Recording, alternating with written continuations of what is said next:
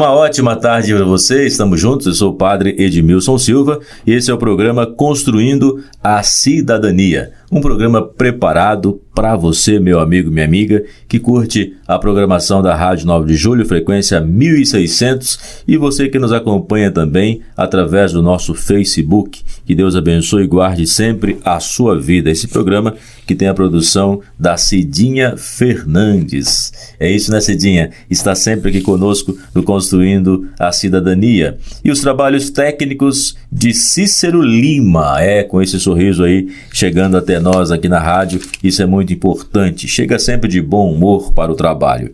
E hoje nós vamos falar sobre o Santo Sudário. É isso mesmo, o Santo Sudário, essa relíquia venerada pelos cristãos em todo o mundo e que vem desafiando a própria ciência.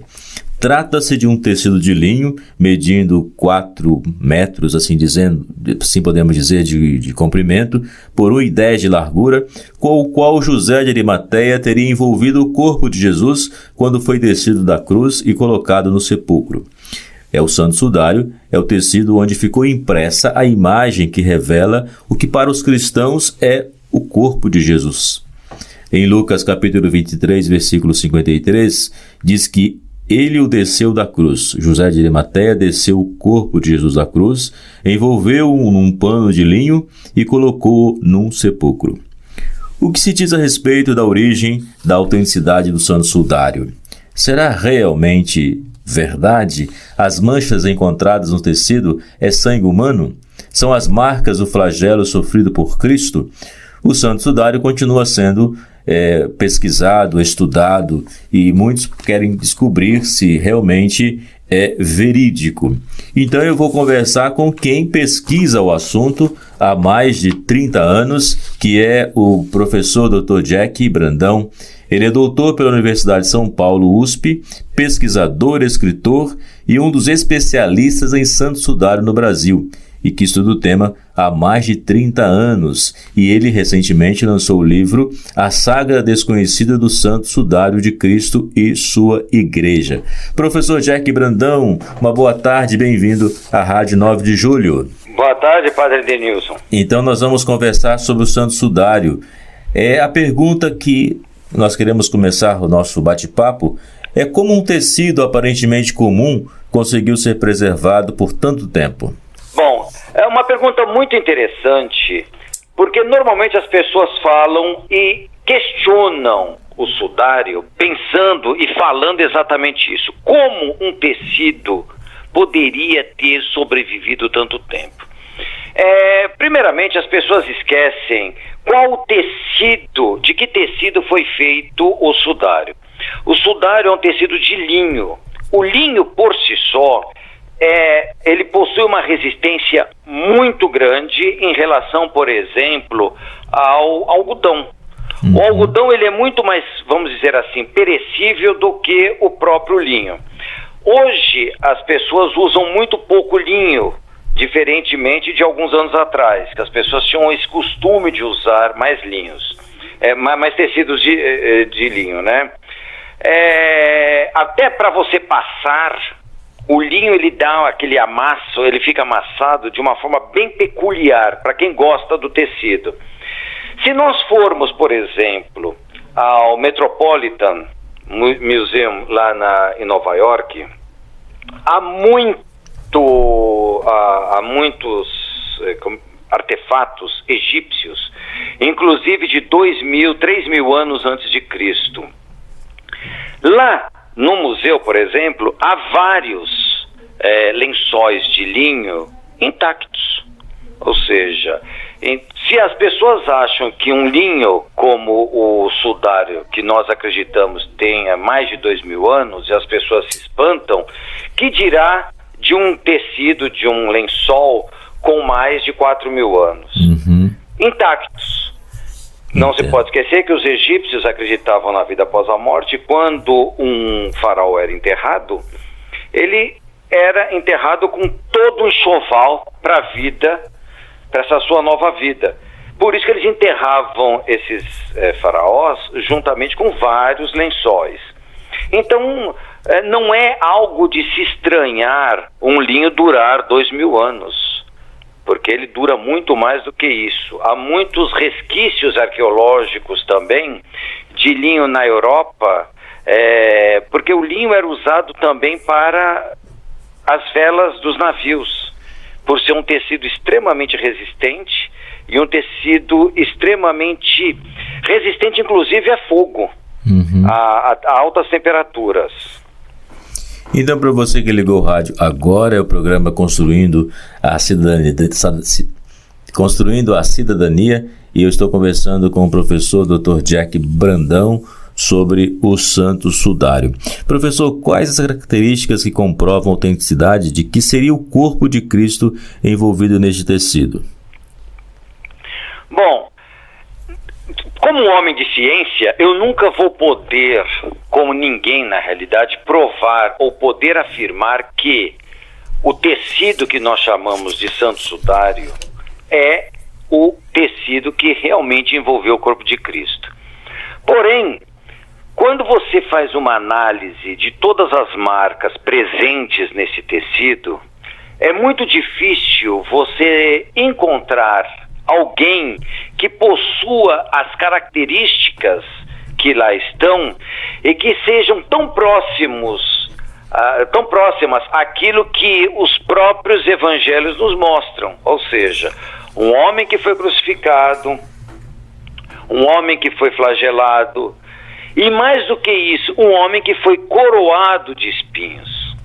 Porque, segundo as minhas pesquisas, de modo especial em relação à história da arte, nós podemos observar que quando o homem, o artista, começa a construir a imagem da crucificação de Jesus, isso lá por volta do século V, por volta do século VI, de modo especial, a ideia da crucificação já havia praticamente 3 séculos desaparecido. Por quê? Porque o imperador Constantino, ele vai abolir a crucificação como pena capital.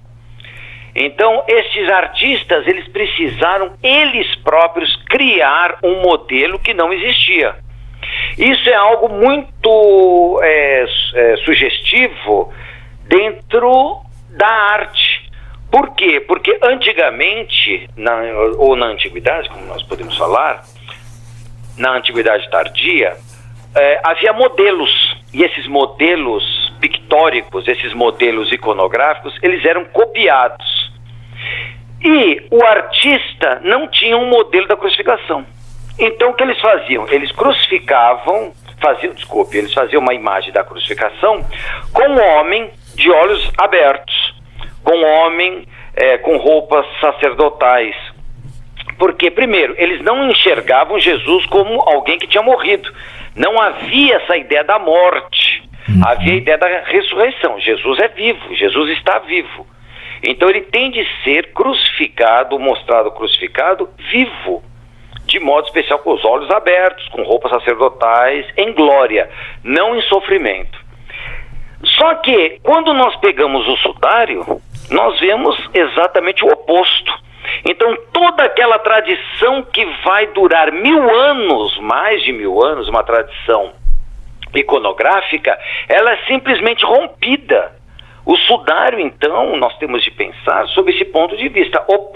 Ele vai nos mostrar elementos arqueológicos que os artistas não conheciam e nunca empregaram, como a própria questão dos pregos no pulso, por exemplo, a própria questão da coroa de espinhos, porque quando nós vemos a coroa de espinhos, o Evangelho nos fala que Jesus foi coroado, só que nós temos uma ideia de coroa muito diferente daquela que havia na antiguidade também. Primeiro, os judeus não tinham coroa, os reis judeus, eles eram ungidos.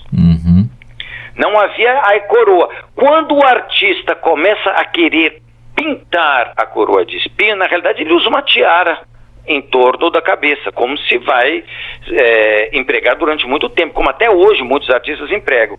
Então, ao analisar o sudário, nós poderíamos sim afirmar que há uma relação muito próxima com um homem histórico chamado Jesus Cristo, que nós, enquanto cristãos, acreditamos que seja Deus, né? Então, a gente pode dizer que este pano que foi encontrado de tecido, a ciência tem uma visão, a fé e a arte são pontos de vista totalmente diferentes?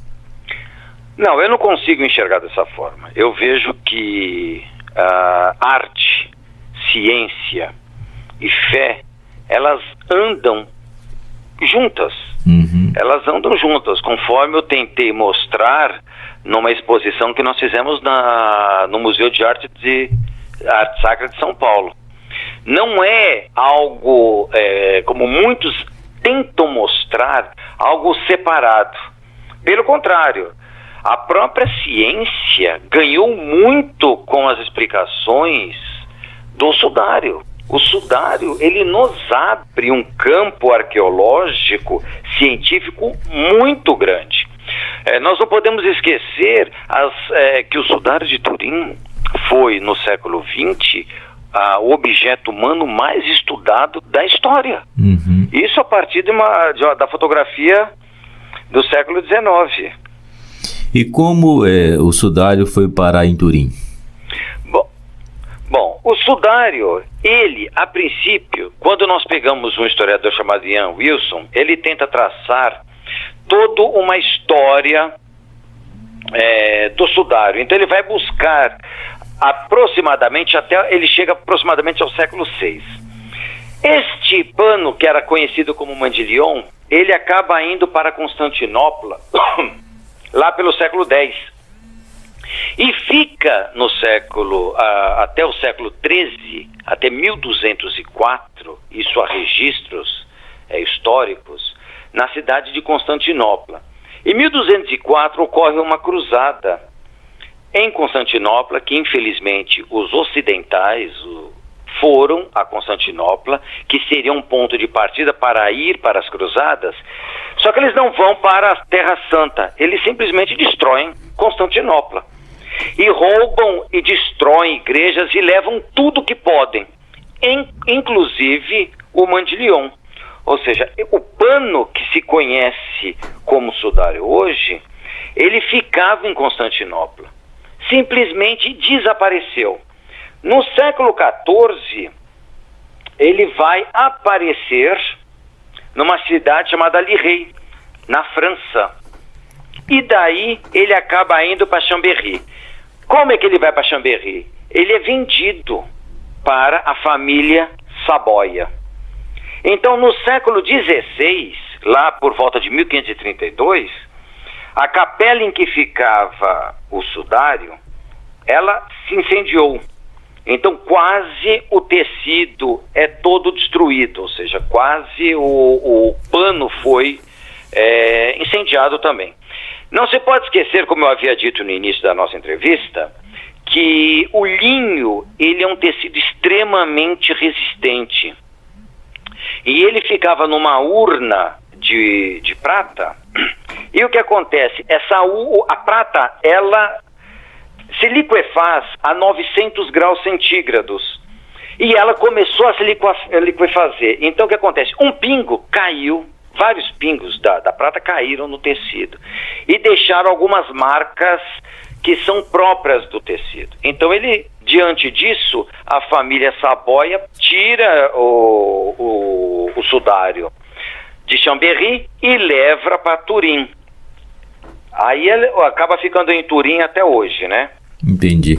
E, por exemplo, alguém teria um conhecimento técnico para criar uma falsificação tão boa no século XV do sudário?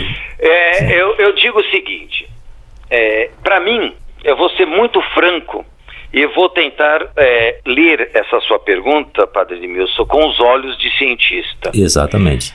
Para mim é mais fácil o homem do sudário ter ressuscitado de alguma forma do que se afirmar que um homem do século XIII, XIV, não digo XV, que já teria até uma possibilidade, mas os homens do século XII, XIII, XIV pintarem o sudário.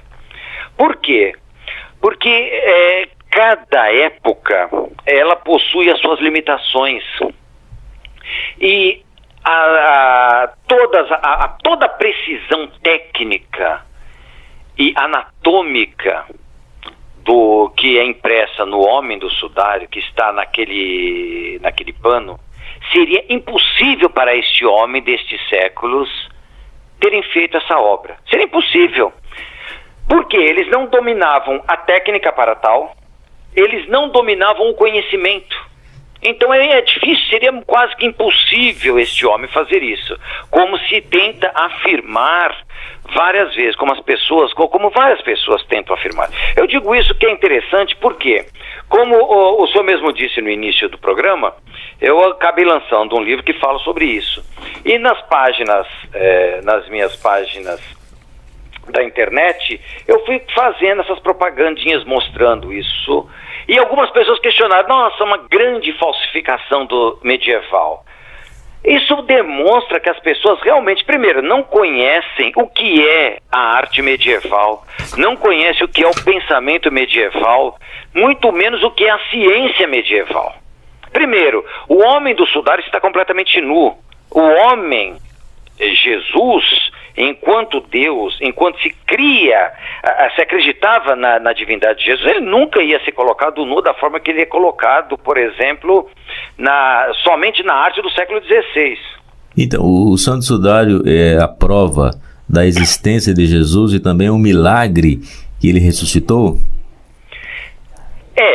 Como eu disse anteriormente, nunca se pode fazer afirmações precisas sobre esse assunto, de modo especial alguém vindo da ciência.